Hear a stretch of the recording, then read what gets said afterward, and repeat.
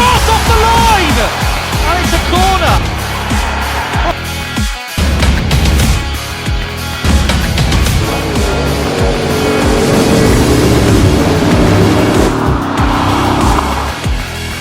Whether you're an Italian, whether you're a Spaniard, whether you're a Nigerian, whether you're a Ghanaian, I think there is only one common knowledge.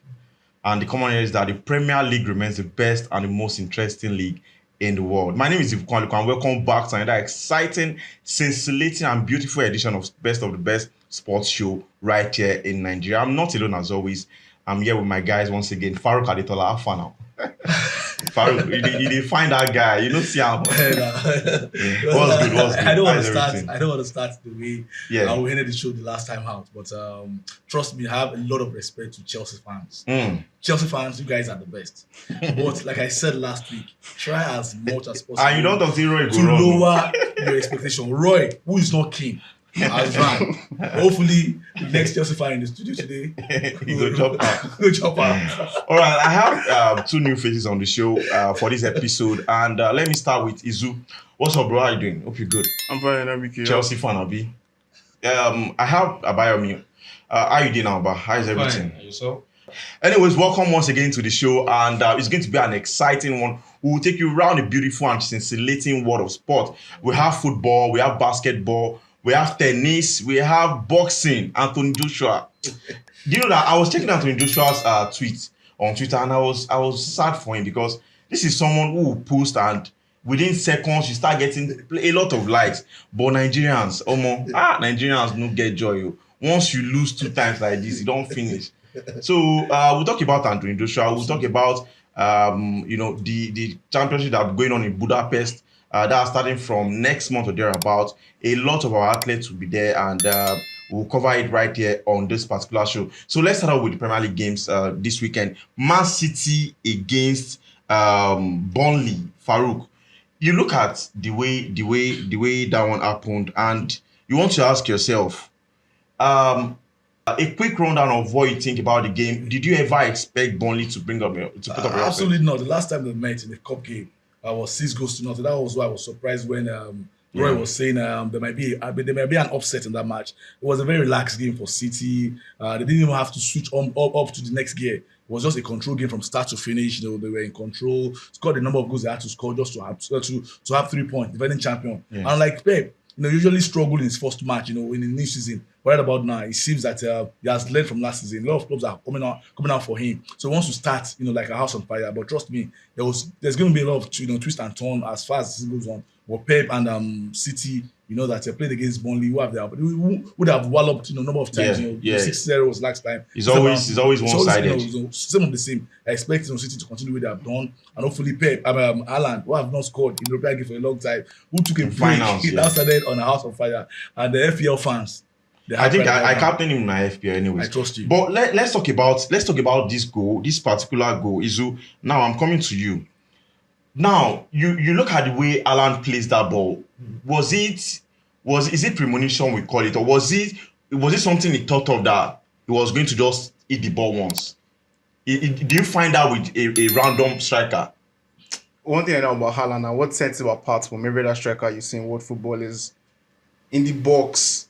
It's like he knows where everything is. As long as he's in that box, there's no telling what. If you look at the first goal, not a lot of strikers would have gone for that ball back from Rodri because there were people in front of him. He had to basically stretch and extend to hit the ball. So in the box, Haaland for me, he's unmarkable in the box. You look at the goal against Dortmund last season, the one that went very viral. Yeah. You don't see strikers.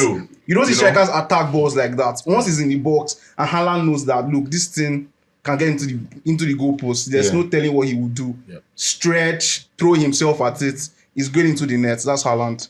All right. Abayomi, you as far as I know, you look at this Man City side and they lost the Community Shield final, and a lot of people were like, maybe this season, maybe we might start seeing, clubs put in a challenge against Man City. But the first, result of the season, they humiliated Burnley. And I just want to ask once again that, is there another season where we start, following Man City again? When I mean other clubs, the way we've been following them. Is there another one-sided season again for Man City? I'm not so sure about that because the depth of most of the teams have depth unlike last season. Yeah. And one of the things that determines your progress in the final stages is usually injuries. Now, if they're able to survive without injuries to key players, it's vital. Now, if you lose those players, I see City have a better depth than most of them. In the world, I think they have the best But you see, squad depth. there are some games that, which you watch over the years with them, they play very well. Yeah. They struggle to get the goal. But once they score that first goal, the game opens up for them. Mm-hmm. So if you're able to hold them back, right, and possibly have a fast counter-attacking squad, who take their chances. I remember when Wolves came back and defeated some years ago. Yeah. It was unbelievable. It was not expected. But so I doubt if City will do that this year. If they can follow what they did towards the end of last season, having those same centre backs playing the way they played, it will be difficult to break them down. De Bruyne was supposed to be someone who is more like the most important. If I'm not even supposed, he's the most important part of the whole Pep setup. We are, as much as we always joke about the fact that Pep can bring in any player and they will deliver, but De Bruyne's impact in the team is very obvious. Someone was saying that if Alan should score 30 goals this season, 20 will come from De Bruyne. That's how how precise he is when it comes to finding a striker. Now he's injured again. This guy is 32 years old, and I'm thinking, is it time for him to start getting lesser playing time? Is it time for him to feel, okay, I've won it all at Man City. I've won the Premier League, I've won the Champions League. What I've been looking for all my life, I've won it. Is it time to go and maybe just take a chill? Because you can't be Man City and not get played time. Well, for City, I don't think that, Yes. they will miss De Bruyne. He's a fantastic player. Arguably the best midfielder in the world right about now. But one thing I've always said about Pep, for those who cares to listen, is that he does not rely heavily on an individual. Pep will build a system. So you think they will not miss? They won't. There was a time he was not balling. No, IBK. I'm not saying they won't miss him. But remember last season, he wasn't their best player at the point in time. This guy came on. Ike Gundogan. It was one balling. Silva was playing. It doesn't matter. That's his Pep for you. It doesn't matter. No matter how good you are, if you're not playing, it will not make him seem so obvious. I'm not saying they won't miss him, but they will still win most matches. They will still dominate most games. That's one thing about Pep. He will dominate you regardless of who is playing. That's how good he is. For 2 games so far this season. Just 2 games. Wait. Should I just say Okay. something? Come on. Why? Okay. Man City needs to replace Gundogan quickly. They brought in Kovacic. That's not his replacement. That's not his replacement. Listen, when the season continues... Okay, now, no, wait. Hold on. Hold a second. I'll throw a question to you. Now, because as much as we want to make a point, we also need to break some things down. Now, Ike Gundogan is someone who is what he does best. His attributes. Yeah, that's what to use. So, what are the attributes of Gundogan? What are the attributes of Kovacic? Just a quick one. No. Before because now you are saying that that's not his direct replacement. So what? First of all, okay, Gundogan will give you goals and assists. Kovacic will not. Never. Okay, that's the end. Full stop. Okay, so what of okay? He's a player like our. So you feel Kovacic has no end product? Zero. See, Chelsea. If you think I'm joking, if you think I'm joking, no. Kovacic has what he brings to your team. You see that? But Verratti does it. You see that natural box to box.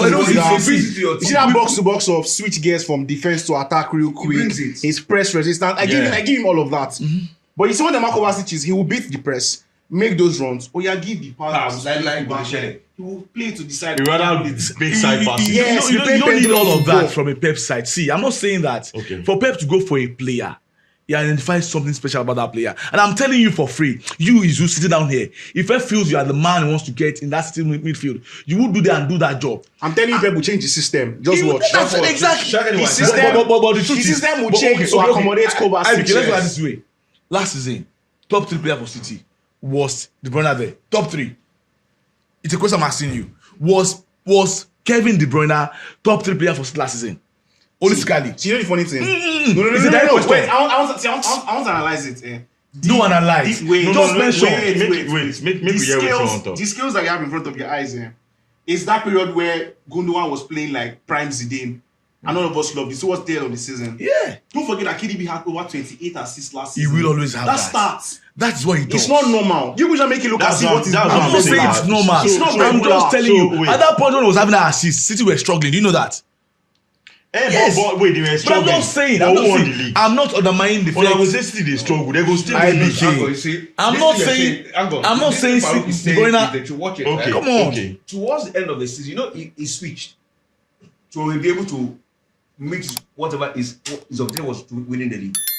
He moved from what he was doing to having a four centre backs playing in that. Absolutely.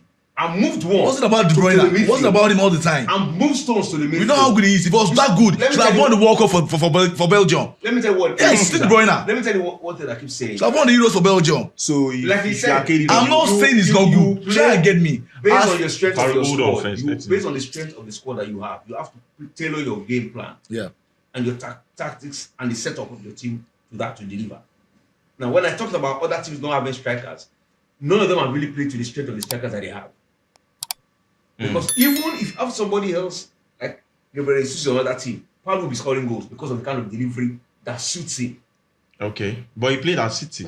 Yes. Jesus played at City. Yes, but you see, let me tell you what. Jesus at City was not that. It was not that the manager did not have confidence from day one with him as a striker. That's the truth. and it's very wasteful. Yes. You see, So, no, hang on, okay. there's something he said earlier. Quick one, just- What he said was that about player management by managers. If you had managed him properly, you see, he talks to this guy very well, Okay. Alan. And Alan did a lot of things last season. There was a time he had a goal drought, but your coach believing in you and starting you in games builds your confidence. If he puts you on the bench, that is it. 3-4 games. Okay, talking about Haaland, you know, now in the last since January 2020, the start is there. In fact, 100 goals in 103 appearances, Farouk. So someone is saying that I think this is no Messi or Ronaldo even in this start. I think That's quite they're amazing. obviously taken out. Okay. If you put them there, they're still going to be about top 5, top 6 in that. No. in that list. Are you sure? No, I don't think so. In the, no, there, but- right? but let's most say- goals Messi scored in has the won top the 5 World Cup. leagues. Everybody should So move you on. have Robert Lewandowski, you have Erling Haaland. Now, Haaland scored 30. How many goals? 36 goals. Last season, in the Premier in the League. Premier League, yes. Now, coming into this season, looking at this start, he made mention of De Bruyne's, impact in getting Haaland this number of goals. With the supply now injured, this record, now he's looking for Lewandowski's record. Do you think Haaland would get about 30 goals this season? Absolutely. Honestly, he's born to score. He's the fox in the Or box. can he beat this record? I'm not sure if it's going to beat the record of the scoring more than 36 in the Premier League. That record stood for a long time, before it was broken. Alan Shearer had that record as well as I think Shearer was 34. Yeah. it was Alan Shearer 34. and the Cole of United when he was playing for Blackburn then. What I'm just saying is that Haaland is a goal getter. Whenever he's playing, he will always get goal. But if these midfielders are also extraordinarily good, he will even get more. That was what we saw at City last year. He made every simple thing look so simple. Will he get that kind of goals? I think he will. Maybe not Without De 36. Bruyne? I've told you. Will he get a number of goals? City without De will Bruyne? always create chances. Yeah. De Bruyne is No, playing, is not make your playing. point. Will he get a number of goals? I want to say I want something. Kevin playing or not. I want to say Farouk. something regarding to you talking about Pep changing his system last season. Now, you saying that he played with those centre backs, brought John Stones into the midfield. You're forgetting that the first thing about Pep is he needs to have the ball. Once he has the ball, Gundogan and KDB playing directly behind the striker, they can do and undo. Grealish and Mahrez they move will around. go and hug That the makes it more touchline. difficult. The next thing, they are playing narrow, and then KDB has the ball. One pass and everywhere is open. These players have what they bring to the table.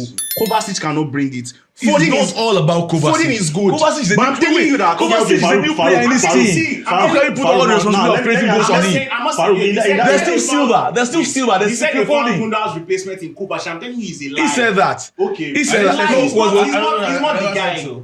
See, he's not that guy. I've told you that Kevin De Bruyne is a fantastic player. Arguably the best player for the last 5 years in City. But I'm telling you, So you're saying Pep is so my point is Pep is the best manager I've watched in my life. My question is, Aguero was a top player. It didn't depend on him. Will Haaland He repeat didn't. his He had the chance to performance? sign Messi again. He didn't sign Messi.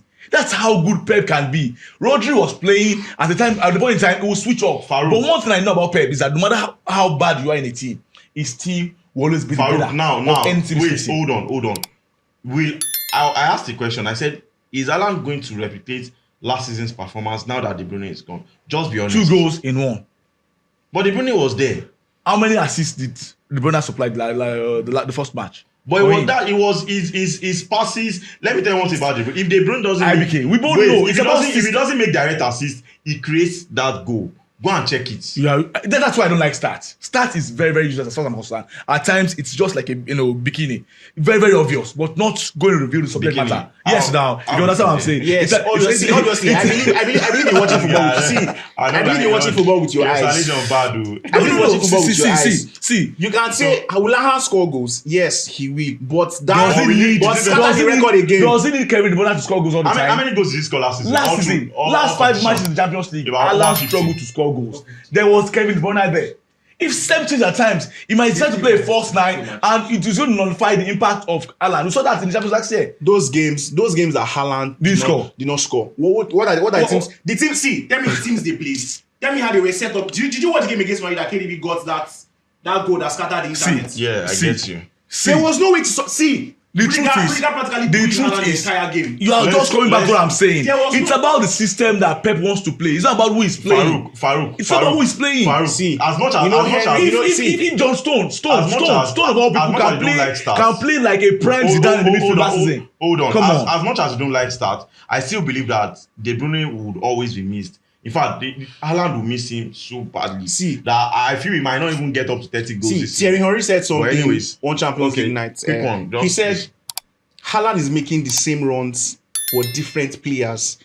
If he's going to get those number of goals this season, I agree with him. He needs to learn how to move when Foden is with the ball. Yeah. Learn how to move when Grealish is the one on the ball. Learn how to move when Bernardo Silva is the one on the ball. All this one touch, he's sprinting into space. Grealish will always have his head down. Grealish's priority is beat his man. Haaland will make that when they give him the pass, he'll be offside. KB doesn't need that. One touch, he will find Haaland.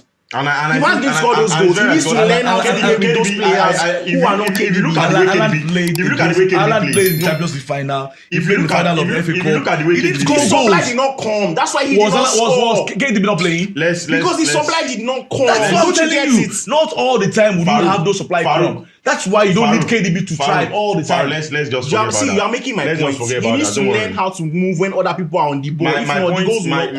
My point is, I feel that De Bruyne will be missed. In fact, even myself, where I know they play for Man City, we'll come back very soon and talk about whether he's I don't miss out for my ticket, not be for real life. Anyways, first red card of the season, Burnley. Now, I made mention of the fact that there's always been something I talk about. This stamping rule in football, a player might not. You don't think a player cannot necessarily just go for the chin of another player. The red card I was given to Burnley was, I feel that the guy went for the ball, but after effect of his leg, went for the stamp and was given a red card. Is there any time that this rule will be reviewed? Because I think it's unfair. As far as technology, as far as we have technology in football, this is what we're going to be saying. Years back, you don't see this kind of thing end up in red card unless the referee picks it out, instantly. But now they have the chance of going back to the VAR. Because my school of thought is that if there's a stamp and the player is fine. No. I think there should be lesser punishment. It's not about the end point. It's not. It's about the intention of the player. It's about the intention of the player. If you stamp me red card, tell me whether I'm fine or not. Once you show me stored, red card. Okay. You see, we have to clearly understand when they talk about the red card offenses. Yeah. Good at small things. An intentional foul, right? It's automatic red. Dangerous foul. Dangerous foul. I'm playing with Uzu. Uzu's coming and I give him an elbow. It's a red card. It's a red card. I guess let's keep instantly. No, my point is stamping is different. No, it's not. That's why it's not different. If I kick the ball, if I kick this ball, if I kick the ball, you see, it's the way you went for the ball. No, get me. Let me tell you what. This is why I mentioned if my boot is coming and Uzu sees me, will lift up his head. I will hit the ball and still get to him. It's a red. No, this is it. I've seen red cards, stamping red cards that the guy hits the ball. And when it's like kicking, it's like making a kick. Your leg will continue stretching. You haven't Casemiro last season. It is called follow through. It's quite unfair. If you're not sure, of course it's unfair. It's unfair. I agree, but you see, what you're saying is this. If the referee sees it, he might say, okay, I've seen this in yellow. But you see, the guys in the room, AVR, the VR room, we call the guy. That's in our reconciliation. Okay, I think because of the new rules, they have to obey that and give but you as the stamping rule, has it helped, reduce the number of broken legs in football? I think it has. Back in the days, you scare players. Let me tell you no why. The injury. leagues that used to have these crazy things was Italian league and Spanish league. Okay. You don't have it again like that. Yep. So I think the only broken legs that happen is maybe a player wants to, like that one where this guy dribble him. Marcelo, where he can't step on him again. That was horrible. If that thing was still going on, our player, Osimhen, Come will on. not be playing football this by now because he would have broken his leg in Italian Serie A.